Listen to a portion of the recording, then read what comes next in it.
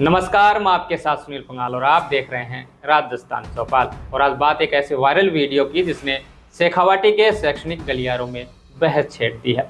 तस्वीर पिलानी के आदर्श पिलानी पशुपालन महाविद्यालय की है। एक तरफ एक लाचार पिता है जो कह रहा है कि साहब 30,000 रुपये अभी ले लो, बाकी की फीस अगले महीने जमा करा दूंगा। और दूसरी तरफ कॉलेज प्रशासन है जो कहता है कि नियम तो नियम है, एक मुश्त फीस लाओ वरना बेटी कॉलेज के अंदर कदम नहीं रखेगी। बात सिर्फ फीस के नियम तक रहती तो शायद मामला इतना ना बढ़ता, लेकिन जब परिजन ने इस पूरे वाक्य का मोबाइल से वीडियो बनाना शुरू किया तो आरोप है कि कॉलेज परिसर में उनके साथ धक्का मुक्की और अभद्रता की गई। वायरल वीडियो में साफ दिख रहा है कि कैसे एक व्यक्ति वीडियो बना रहे परिजन को धक्का देकर बाहर निकाल रहा है। अब सवाल यह है कि क्या नियम इतने सख्त हो सकते हैं कि इंसानियत पीछे छूट जाए, या फिर शिक्षण संस्थान का ये रवैया सीधे सीधे उनकी गरिमा पर सवाल खड़े करता है। तो पूरा मामला क्या है, एबीवीपी का क्या कुछ कहना है और कॉलेज प्रशासन ने इसको लेकर क्या कुछ सफाई दी है, जानेंगे इस वीडियो में। लेकिन पहले आप वो वीडियो देखिए जो सोशल मीडिया पर जमकर वायरल हो रहा है। सर जी नमस्ते। नमस्ते सर जी, अभी मैंने कॉल किया था इससे रिलेटेड। पिछले साल की सर पूरी फीस जमा है इनकी। इस साल की मैं वीडियो बना रहा हूँ, मैं सोशल मीडिया हूँ, क्योंकि हम गलत न आप कर रहे हो, क्यों करेंगे सर? जोर से बोलोगे आप एक गार्जियन से, मैं बंद नहीं करूँगा सर, बाहर चला जाऊँगा, मैं बंद नहीं करूँगा। आप इस पेरेंट्स को ये देखिए सर, हम अभी आए हुए हैं आदर्श पशुधन कॉलेज में, और ये सर एक गार्जियन ये फीस देने के लिए आए हुए हैं। आप आ जाओ सर, लो मेरे को मार लो, हम ऐसे डरेंगे नहीं। मैं भी टीचर हूँ सर, मैं भी टीचर हूँ। किसने कहा है आपको ये?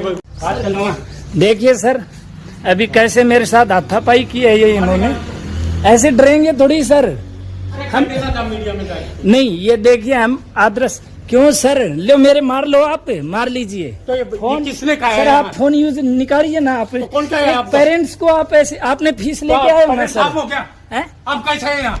मैं आऊंगा, आप कैसे हैं? मैं नहीं भेजा था आपको, इनका बनाओ सर। 20,000 रुपए लेके आए हैं गार्जियन, 30,000 रुपए लेके आए हैं, और गार्जियन के साथ मेरे साथ भी हाथापाई की है, मेरे साथ भी की है। नहीं आप बताओ, एक बार स्टाफ हो आप, किसी को पुलिस को बुला लीजिए सर। इनको ये बोले बच्ची को पढ़ाना है या नहीं पढ़ाना, पैसे दो पूरे वरना बाहर जाओ। और मेरे मारपीट की है सर, मारपीट की है। मैं टीचर हूँ, ये मेरे जेब में भी मार्कर है सर, मैं भी पढ़ाता हूँ बच्चों को। ठीक है, अभी जस्ट स्कूल से आया हूँ मैं। सर का नाम बता दीजिए एक बार। अब बाहर जाओ आप मेरे खिलाफ से परमिशन लेके आया हूँ मैं। गार्जियन है बच्ची, ये एक दलित गार्जियन है, इनकी बेटी यहाँ पे पढ़ रही है, दलित गार्जियन है ये, इनकी गरीब की बेटी। क्या दलितों को पढ़ने का कोई अधिकार नहीं है? एक गरीब की बेटी। भाई साहब बताना एक बार, आप अपना नाम, अपनी बेटी का नाम बताना। आईना है बेटी का नाम, सेकंड ईयर है। हाँ जी। क्या बोले ये बोले पढ़ाना है तो फीस पूरी जमा करानी पड़ेगी। आपने क्या कहा? मैंने कहा 30,000 रुपये है मेरे पास। 30,000 रुपए लेके आए हो, आपके पास है? मेरे पास देखिए सर, ये देखो गार्जियन 30,000 रुपए लेके आया है। कितने रुपए बाकी रह गए थे? बाकी रह गए 36,000। हाँ, और कितने दिन का नाम लिया था आपने? 1.5 महीने का नाम दिया। 1.5 महीने का नाम लिया था। चलो सर, ये आदर्श कॉलेज है, ये पशुधन कॉलेज है। देख लीजिए आप, यहाँ पे ये होता है गार्जियन के साथ।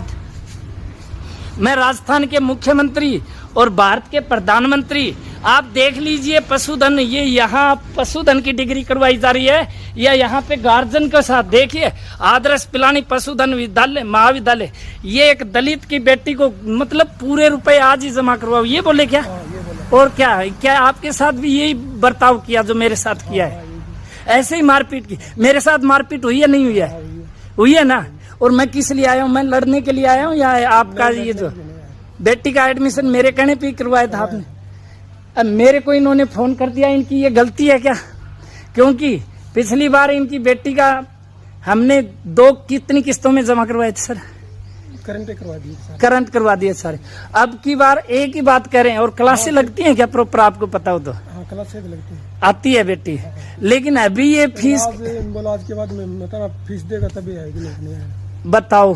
ये अमीरवास से एक दलित बेटी के बाप हैं ये, और आपने देख लिया होगा जिसके सपोर्टर में आए हैं। इनका नाम क्या है जो मास से बैठे हैं यहाँ पे? उसको पता नहीं सर इनका नाम क्या है सर, बताइए ना। ये जो बैठे थे अभी हमारे साथ, विक्रम जी, विक्रम जी हैं ये। शायद ये ऊंची जाति से, बहुत बड़ी ऊंची जाति से हैं। इनको लगता है कि ये दलित बरोबर में कुर्सी पे क्यों बैठ जाएंगे, ये चीज चल रही है भाई। अभी आगे की कार्रवाई जो भी होगी, हम पुलिस कार्रवाई करेंगे, वो करेंगे। बाकी एक बार देख लीजिए, आदर्श महाविद्यालय है पिलानी। तो साथियों, ये वायरल वीडियो आदर्श पिलानी पशुपालन महाविद्यालय का है। द्वितीय वर्ष में पढ़ने वाली एक छात्रा के परिजन कॉलेज पहुंचे थे। उनका कहना था कि वे 30,000 रुपए नकद जमा कराने आए हैं और आर्थिक तंगी के कारण बाकी की बची हुई फीस अगले महीने देने की मोहलत मांग रहे थे। लेकिन परिजनों का आरोप है कि कॉलेज प्रशासन ने साफ मना कर दिया और कहा कि पूरी फीस एक साथ जमा होगी, वरना छात्रा को क्लास में बैठने नहीं दिया जाएगा। जब परिजनों ने इस बर्ताव और बातचीत का वीडियो बनाना शुरू किया तो बात और बिगड़ गई। आरोप है कि उनके साथ बदसलूकी हुई और धक्का मारकर उन्हें कॉलेज से बाहर कर दिया गया। लेकिन जब यह वीडियो सोशल मीडिया पर वायरल हुआ, इसके बाद इलाके में माहौल और गर्मा गया। घटना से नाराज परिजन और अखिल भारतीय विद्यार्थी परिषद यानी ABVP के कार्यकर्ता कॉलेज के मुख्य द्वार पर आ डटे और धरना शुरू कर दिया। उनका क्या कुछ कहना है, पहले आप वो सुन लीजिए। हाँ बताइए क्या ये मामला था आदर्श पशुधन महाविद्यालय पिलानी।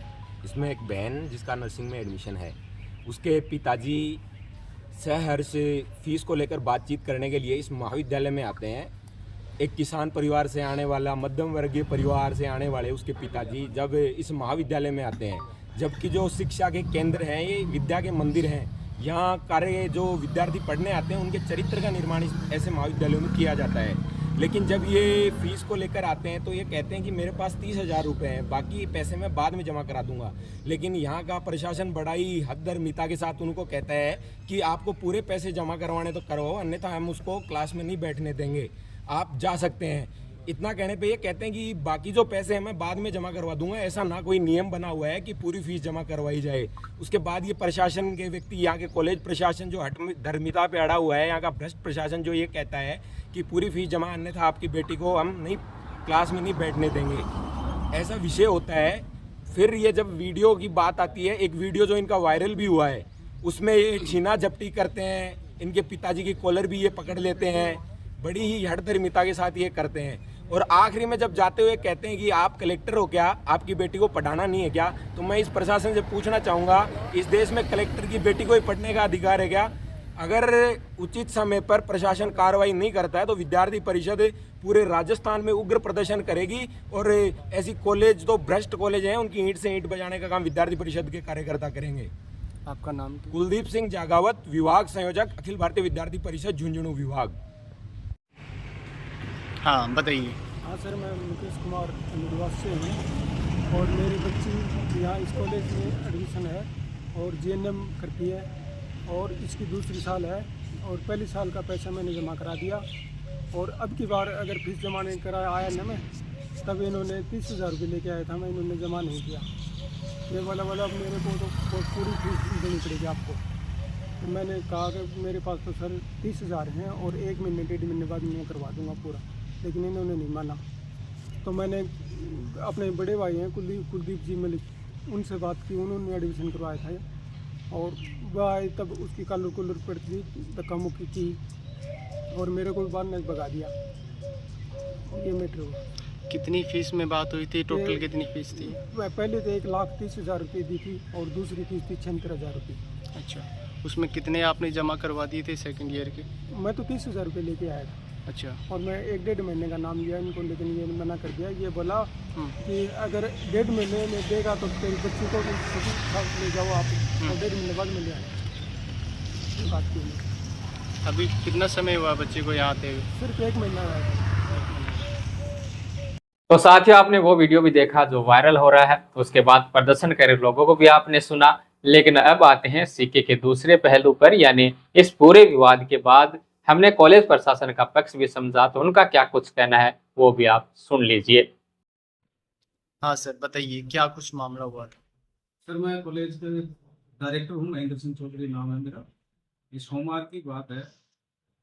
तो ये जो भी मैटर हुआ उससे पहले क्लासेज हमने GNM सेकेंडरी क्लासेज 16 तारीख से चालू कर दी थी। बच्चों को ये कह दिया था कि 15-20 दिन में फीस जमा सेकेंडरी की फीस जमा कर। किसी बच्चे ने 18 को 20 ने जमा कराते रहे, वो चल रहा था। लास्ट में हमने 30 तारीख को ये कहा कि भाई 2 तारीख संडे है, 3 को आए तो फीस लेके आएंगे, ज़्यादा दिन हो गया, फीस जमा करें।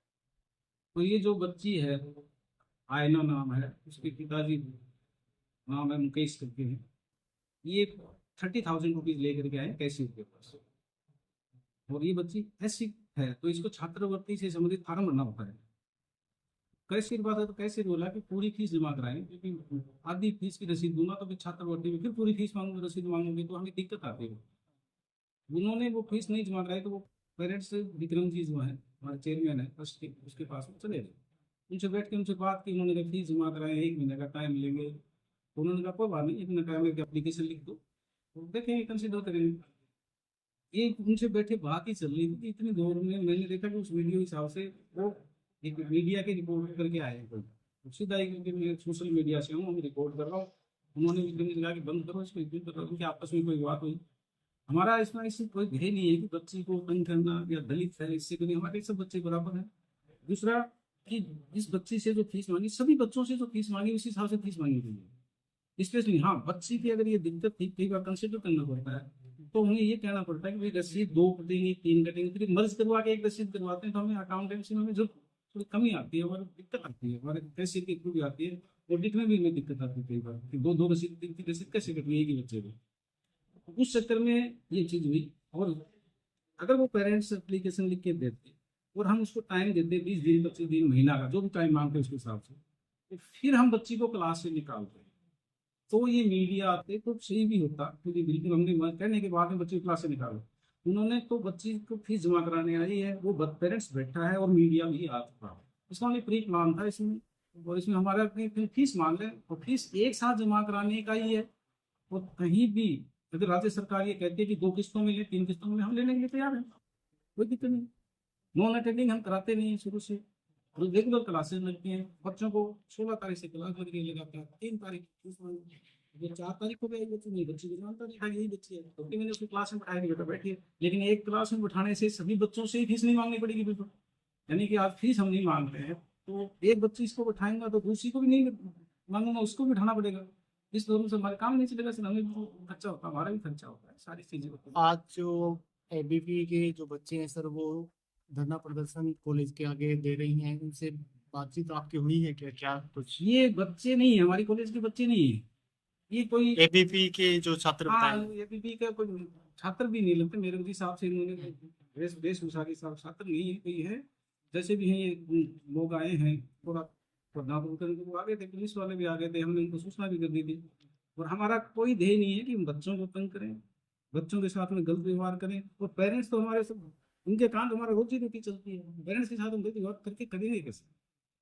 पेरेंट्स के साथ कोई नहीं, तो कोई आकर के जबरदस्ती, जो सोशल मीडिया है तो रजिस्टर्ड मीडिया है, पहले अपना आई कार्ड दिखाए कि सर मैं लिया है, ऐसा मैटर है। और एक बार सर अगर आप ये कर रहे हो तो मैं इसको न्यूज़ बनाऊंगा, मुझे न्यूज़ करनी पड़ेगी। हमें पहले इंटीमेट किया जाता है सर, आज के धरना प्रदर्शन में भी इंटीमेट किया जाता है कि सर हम धरना प्रदर्शन करेंगे यहाँ पर, और जो बात है हम मानेंगे उसकी।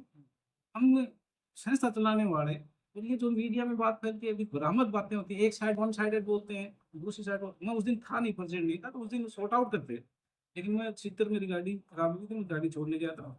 अगर होता तो मैं उस दिन करता। और मुझे तो आसान बनाने के बाद पता लगा, इंस्टाग्राम में चलाता नहीं, फेसबुक चलाता नहीं, तो मेरे को मेरे स्टाफ ने भेजा कि सर ये मीडिया में आया हुआ। तब मैंने विक्रम से बात करने को उन्होंने फोन नहीं पाया।